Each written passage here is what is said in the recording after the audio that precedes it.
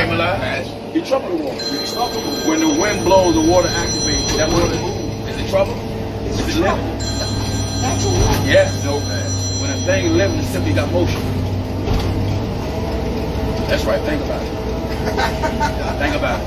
The angel spoke. What did he do to it? Life. The angel had life. So he caused the water to live, didn't he? When the Spirit of the Lord moved upon the face of the deep. He didn't give the water life. He didn't? God is life. If the water don't have life, how can the fish live in it? Because God gave the fish life. Okay, then what are they living in? They're living in among the atmosphere that's there. Isn't the sea a whole other world? Yes.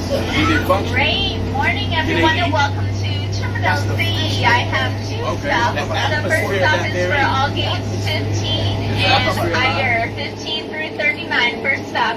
TSA pre-check is also at the first stop. Second stop, gates 1 through 14. What is the atmosphere? Safe travels home and have a great day. No. Come on back. You said I'm cheating. You cheating. I'm cheating. I'm cheating. His dad, he hates the doubt. Look at him, got that finger. Zoom in on his finger. You see, he got that finger pointing.